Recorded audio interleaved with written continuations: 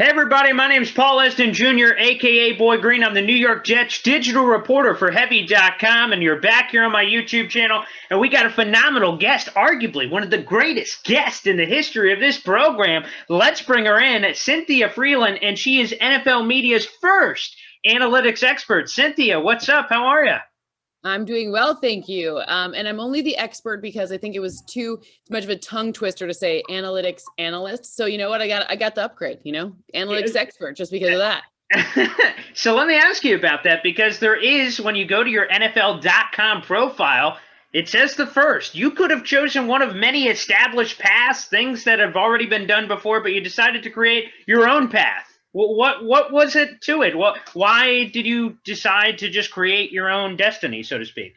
It was really luck more than anything. My background, so I'm like a banker, much like many of your audience, I'm sure, investment banker, went to business school, I decided to work in the league office. That was my summer business school job. I loved I actually lived in Hoboken when I did that, love it. And ultimately kept working for the league, got a chance to really learn football, saw maybe I'd do something like in cap or, front office wise. And then, it worked out for me that my better path was actually to go to Disney and work in corporate finance.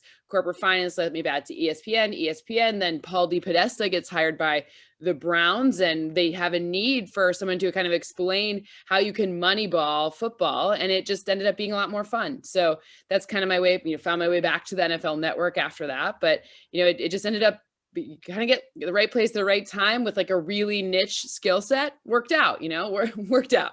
Not too shabby, I would say. And it's funny because analytics is this quote unquote complicated term, but one of your rare gifts is being able to be like the stat whisperer to people. Is that they hear some sort of analytical jargon like war, whatever the equivalent is to football, and you say, oh yeah, this is this. And everyone goes, oh, okay. So that's just a rare gift. First off, how did you get that ability, and how did you hone your craft over the last several years?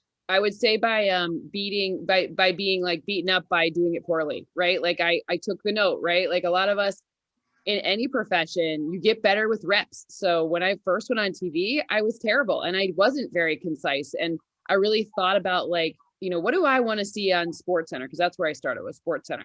And I'm like, well, what do I want to see? How do I want to hear it? Like we all love football. We all want to feel more connected. We all want to feel like we know more.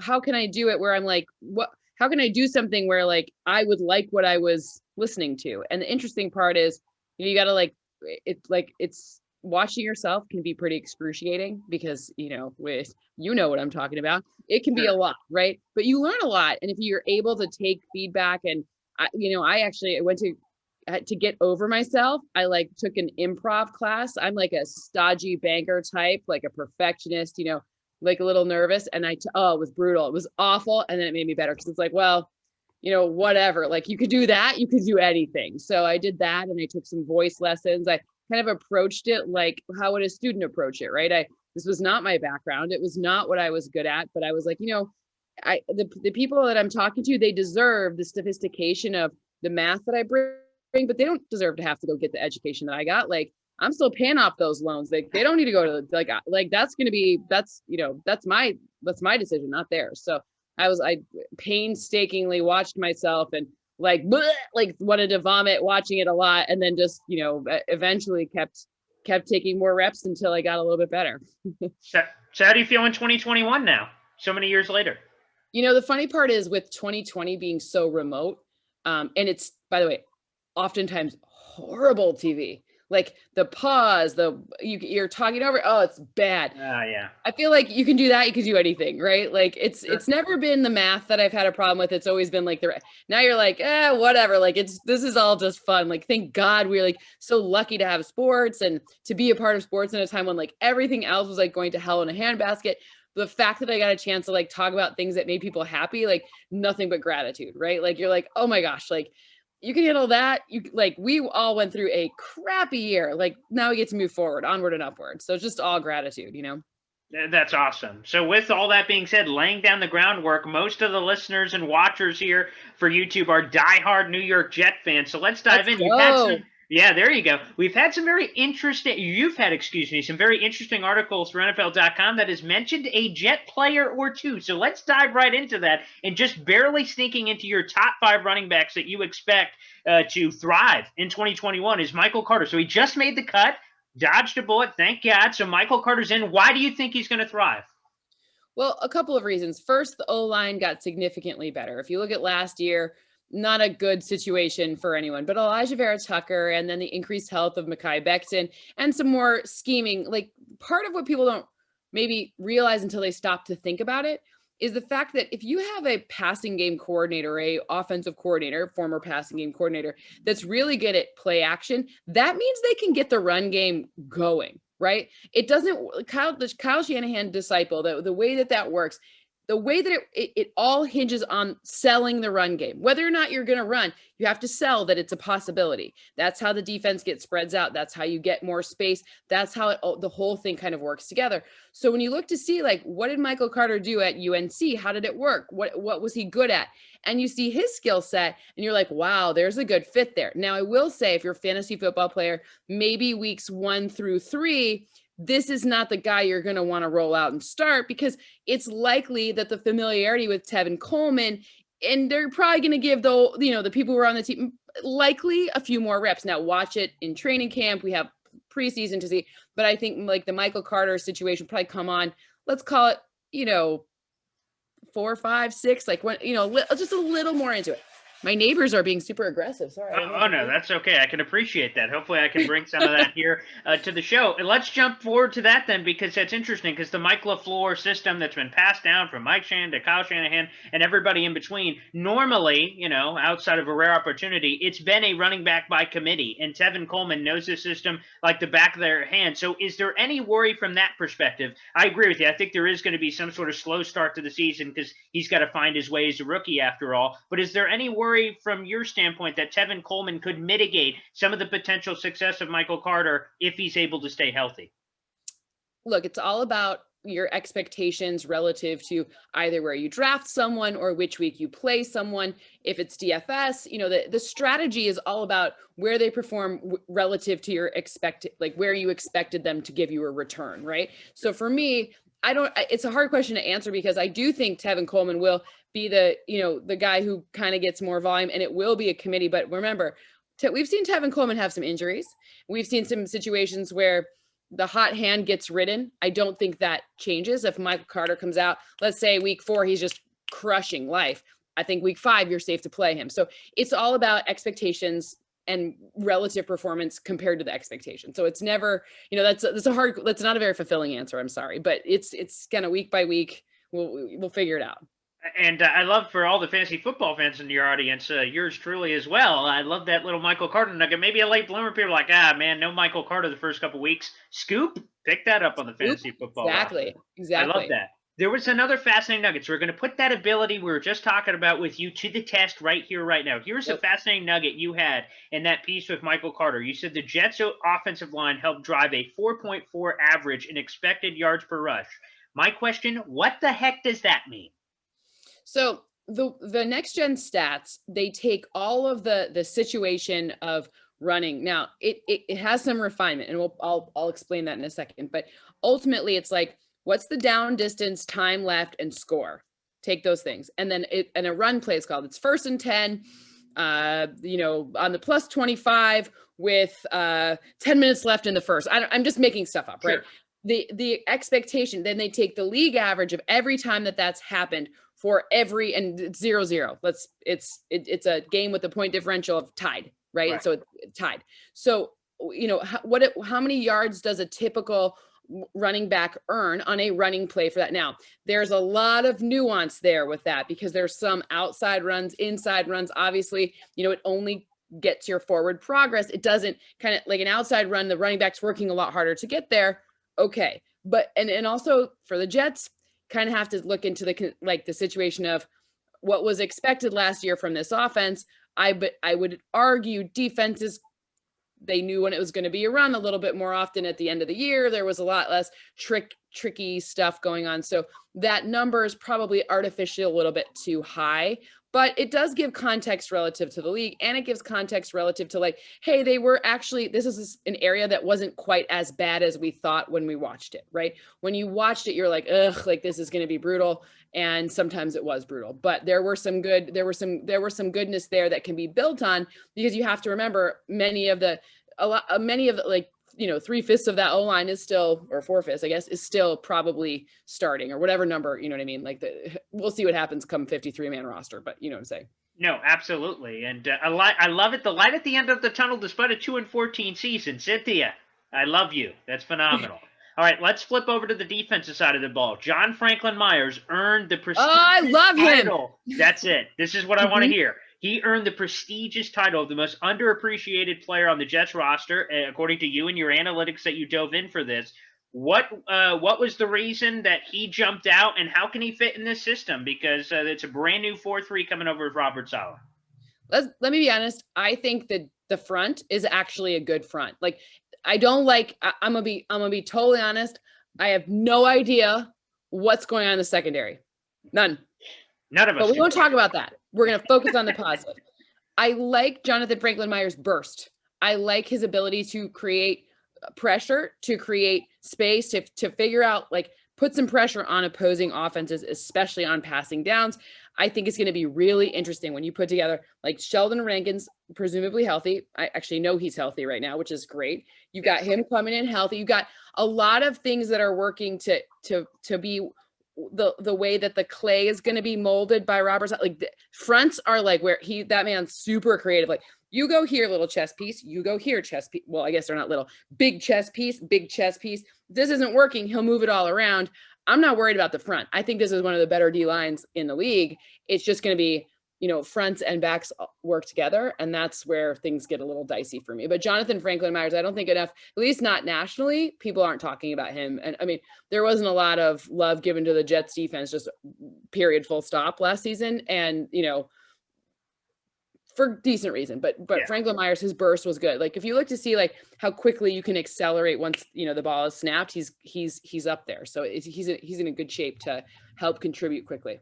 Let me ask you, as a analytical genius, as an analytical phenomenon, I like it. You're hired. I'll give you, my agent. I'll let my agent know. He's got competition. He's coming for you. I love that. So let me ask, is the sack stat overrated? That's a number we all look at, but then I know the analytical community is banging the drum. We'll talk about Carl Lawson in a second, who's like perhaps a poster child for that. They're like, what about pressures? What about this? What about that? So is the sack stat overrated? I don't know, because maybe not, because, it's like, what I guess it depends on what happens from a pressure. Like, you pressure Patrick Mahomes, then it's like, and you pressure, you know what I mean? Like, right. You pressure some other guys and then they're really hurting, like Daniel Jones, for example, just comes to mind, right? Like, when he gets a true pressure. So I think you have to it's all about context. Like, a sack is great because you know what resulted in the play. And it's hard to go back and kind of backwards and go like, oh, like, is this pressure, he has the most pressures in the league. Well, great, but he's got only 3 sacks. Like, I mean, that never really happens, but you know what I'm saying? Like, if that the pressure and the sack number are very different, then your pressures aren't very efficient, or they're throwing that quick out and you're not. So there's a little bit of nuance there, but I would argue, so I look at things look to see, like, what's the relationship to earning or stopping a first down, okay, or touchdown, right? That has been where I found a lot more relative. So if your pressures result in that drive being stopped, then your pressures are the better metric.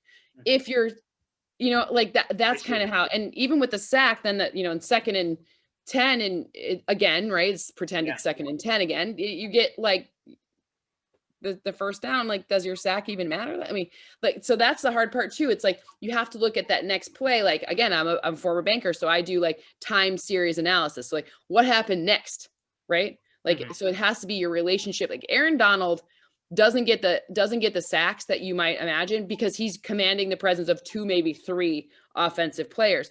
He's way more impactful than another guy on the inside who's not as good, but you know, he's actually, and I love Fletcher Cox, but Aaron Donald eclipses Fletcher Cox, right? It's someone more familiar with it. You know what I mean? Sure. Like he's great too, but Aaron Donald's way more impressive, and maybe Fletcher could have more sacks.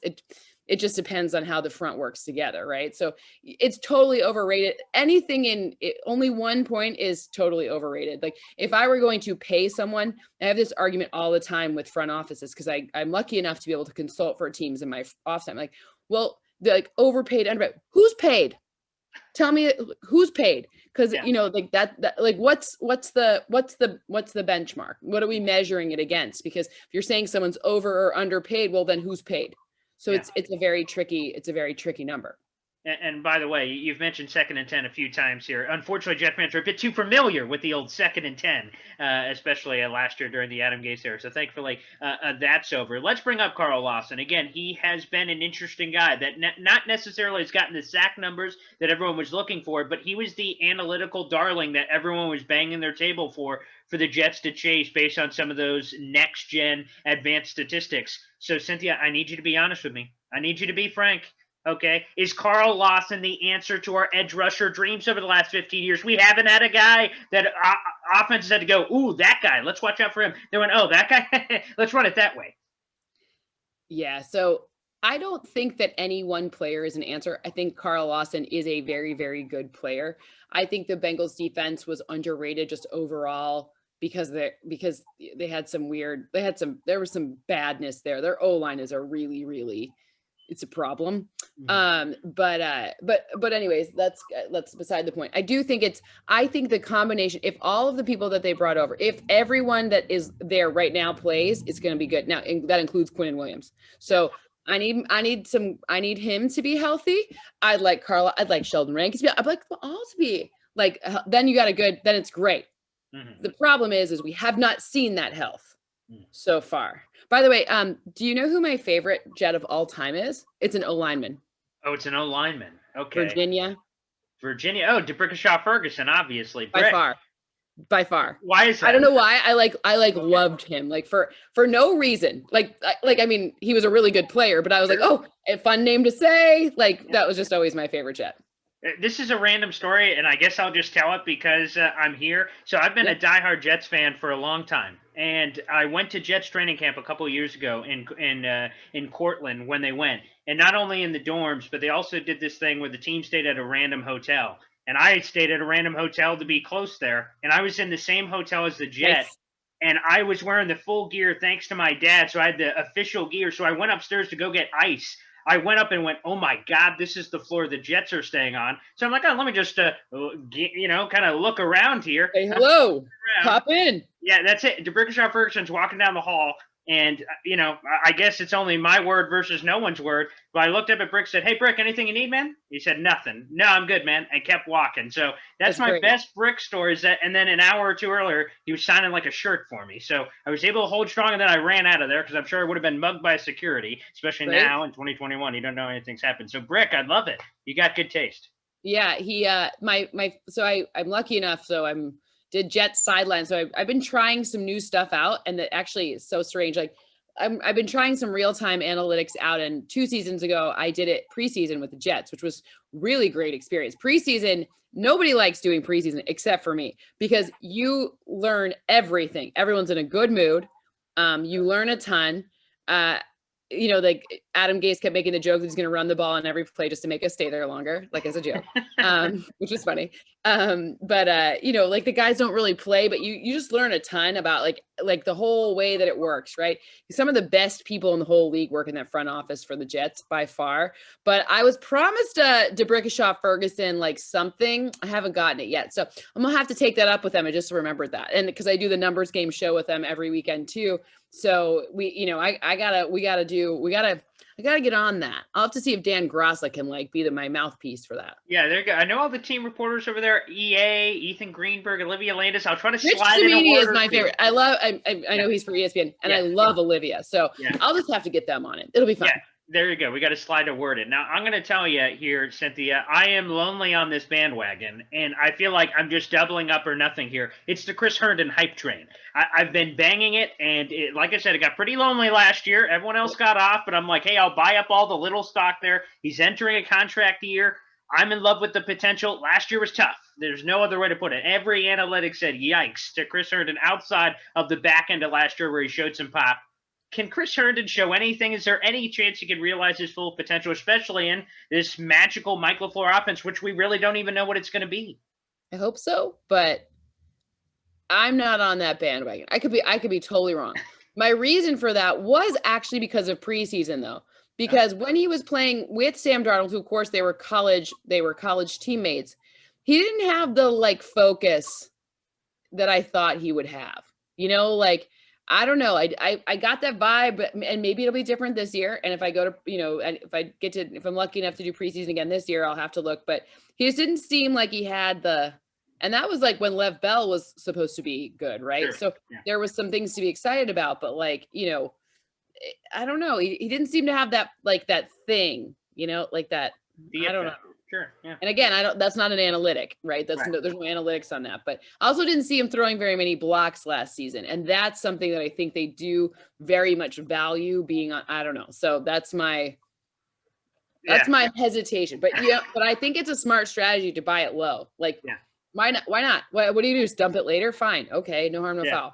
Right, absolutely. And everyone thinks he's going to fail. So if he fails, then hey, who cares about this? But if I get it right, they'll pat me on the back. So the perfect strategy there. Let me ask you this, because I had it on the back end here. I was going to see if I was going to work it in, but you worked it in beautifully. As a analytical person, I work with a couple of analytical people. I do sports talk radio and a couple other things here locally. And normally they pit us all against each other. It's either analytics versus the touchy-feely people. And it's one or the other. You can't be both, is what they tell me. So, Cynthia, you kind of mentioned it there with the kind of the Chris Herndon observation. Do you ever mix in the touchy-feely, or it's the numbers? Hey, this is what the numbers say. You know, in the NBA, Game 7s, they're 5-0 in history, so they're probably gonna win this one. There's no touchy-feely involved in the current circumstance. So, where do you mix the two, if at all? So, I think anything, like, I think of it like a recipe, right? So, like, you start with, like, this is how, if I'm gonna have a legit recipe, I got to tell you, like, I love cooking, which is hilarious because, like, you know, people always tell women to get back in the kitchen. I'm like, great, I never left. It's wonderful. Like, if I make chocolate chip cookies, like, we all have the same ingredients, and I got to tell you how much of each I'm putting in, right? So, like, this much, and there's a list. And so if I'm gonna be like, here's my cookie recipe, it has to have. If I'm gonna say this is how I define a pressure, I have to do it so that you can duplicate that whole thing, because otherwise my math, like, it's all BS if you're just throwing in a little bit of this, a little bit. But what you can do is you can say, you know, I made a model and this is where this lies on it, right? Like, this is what the outcome of this is. But, you know, I feel hesitation about it for my fantasy because I saw this, made me feel uncomfortable. So the math can say this, but you have to delineate between because you got to create those recipes. Otherwise, what am I doing here? Like, I'm not, who cares what I think? I'm like, who cares? You know, who cares? Yeah. So here's what the math would dictate. And then I'm still a human, so I'm allowed to have that on it. Some people, when I'm playing my own fantasy leagues, I won't touch certain people because I don't want to cheer for them. Like, who cares? Like, it's my fantasy football team. You know, when you're doing it for a team, when I'm working with teams, my whole point is to give them a unbiased perspective. Then they can make their own decision. I don't care what they do. There's no gotcha. Like, it's like, you said that you wanted these characteristics. So we created a whole paradigm for these characteristics. This is what you said you wanted. If you don't want it, that's fine. Like, think about, you go on Zillow, right? Mm-hmm. I want, you know, this house in this neighborhood with a pool and whatever, all this stuff. You click in your Zillow stuff. It gives you like a list of these houses. You don't like every single one of them. You're like, well, that one looks like a little spooky. Who knows what that, like, you know what, you're allowed to have a feeling after, but you have to keep the recipe the same, keep the constraints the same. Then you can do what you want with it. Yeah. I love that. All right, well, two quickies before we get you out of here, Yeah. Cynthia. First off, you've mentioned a few times about that quote unquote uncertain secondary for the Jets. Robert Saleh, I credit the ballsiness. Hey man, that's a strategy, and basically he must just be basing that his front four we've been talking about throughout this is going to get there. And if they do, I guess me and you could be playing quarterback out there. It's not going to matter. Although I know you're a much better athlete than I am, so you have that going for you. So, but ultimately, is there anyone in this young secondary at all that maybe you're like, maybe there's some potential here because Robert Saleh must see something that we all don't? There's definitely like I'm not suggesting there's no potential. I'm not suggesting it's hopeless. I like Bless Austin. I thought I saw some good stuff out of him. I think that if they simplify the defense and they know what they're forfeiting for certain situations, great. I'm confused about it because I did not see that last year. So I don't have a good frame of there's so much to be excited about. I'm just not saying that when I look at this secondary, I'm not sitting here being like, yeah, I don't know which side you're going to throw to. Like, Denver right now, like you really want to deal with anyone in there. Like, I don't like, no, thank you. So, it's just interesting it's just interesting when you look at that. And also the sum of the parts is not 1 + 2 = 3. It's got to be 1 + 2 = 5, right? Like that's just how it has to work together because, you have to, the corner needs to make the quarterback think about it a little longer so that the pass rusher has time to get to him. So Carl Lawson has time to get there, especially where he lines up. Right. So, they got to work together. And that's where Robert Saleh is going to have to figure out. But by the way, he's from Michigan, so it's going to be fine. I'm from Michigan too. So. There you go. I knew that you would bang those Michigan roots for him. Have to. But I mean, Adam Gase was also from Michigan. So, I'd like to omit that. I don't know if you're allowed to do that in analytics. If there's a bunch of these and you're like, so all of these over here, right over there. Yeah, I'd like to try to leave that. Fun fact. I will stick up for Adam Gase because he's actually, as far as humans go, he is a human, wonderful human, great dad. He's told me that he's now aggressively coaching t-ball for his son, one of his sons. That's like cute. Look, sometimes things go backwards. We all know things can go sideways. We've all had things that happen in our own lives. So it's interesting, but he was at Michigan State. I grew up in the town next to Michigan State. We actually know a bunch of people in common. So he was, working for Nick Saban when Nick Saban was coaching there. Right. My volleyball coach at the time was one of Nick Saban's defensive coordinators, actually Dean Pease, who's a defensive coordinator at Atlanta for the Falcons, his wife. So it's all a very small, small world. So. Mm-hmm. Well, okay, let's end on this. This is the perfect way to end it. The Jets haven't been to the playoffs since 2010. Here's a couple of numbers. I already see the face. Here's a couple of numbers. We have 7 spots up for grabs. That's almost half. I know you're the math person here, but that's almost half. So, okay, there's that. And there's 17 games on the schedule. I'm asking if there's a chance. Maybe give us the analytical. Maybe give us the touchy-feely, if that's even better. One or the other. Is there a chance? Are you saying there's a chance? Cynthia Frelund. There's always a chance. I think if I were thinking about this, I would play the long here because it's very hard to take a rookie quarterback and a secondary. Think about the complementary aspect of the game. Like you gotta, run game would be great. If the run game works, that's very helpful.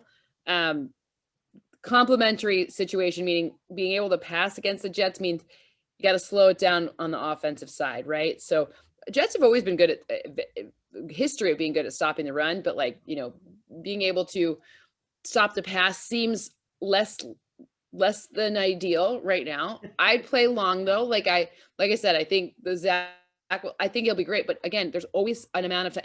We saw Zach Wilson be really good with play action in college. He was great, but he had a lot of time. He had a really good O-line.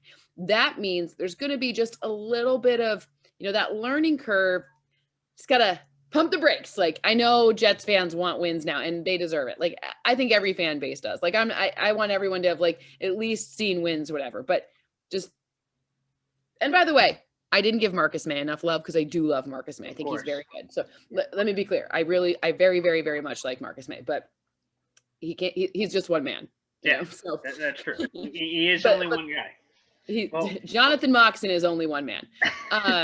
But look, I think give it another year and kind of give the Bills a chance to cool off a little bit. And then we got to see what we got with the Dolphins. And of course, we got to see what we got with the Pats. Unfortunately, the schedule is not super friendly for the Jets. So give it, just just give it a minute. Enjoy the games. Enjoy being in the stadium. I love MetLife Stadium. Like, super fun, great food, lots of things to be happy about. But maybe not 2021 playoffs. All right, fair enough. Well, Cynthia, I've pulled many things from this conversation, but the biggest thing is you're the most intelligent person I've ever virtually met and spoke with in my entire life. So thank you so much for stopping by. This has been a thrill. I really appreciate you. Thank you for having me and for the kind words.